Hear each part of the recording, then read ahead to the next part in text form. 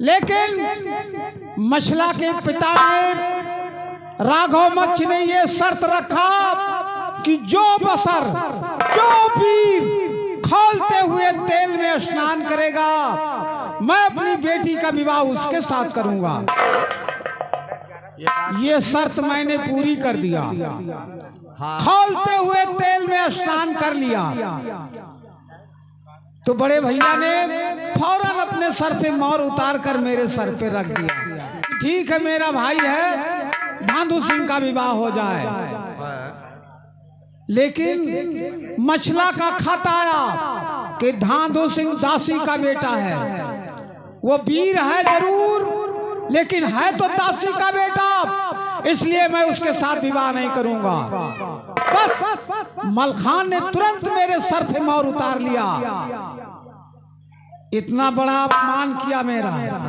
तो आज तो मैं उस अपमान से अपमानित होकर के यहाँ दिल्ली आया तो महाराज पृथ्वीराज ने मेरा बहुत बड़ा सम्मान किया।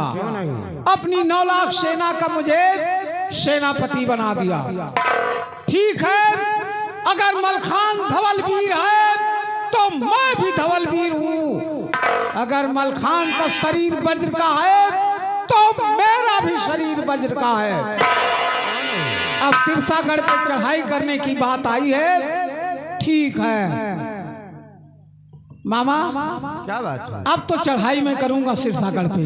हाँ, क्योंकि मैं महाराज पृथ्वीराज का सेनापति हूँ। उनका हुक्म है, मैं अपनी सेना लेकर सिरसागढ़ को चारों तरफ से घेरता हूँ।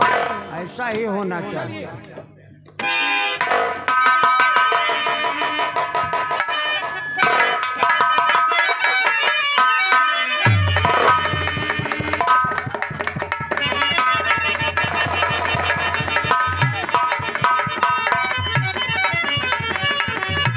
देखिए राजकुमार ताहर सिंह, कहिए धानु।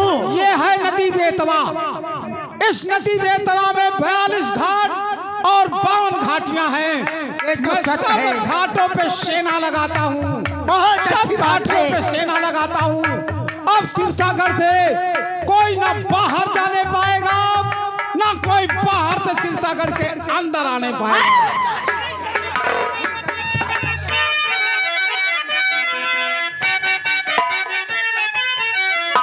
हाँ प्यारे दोस्तों,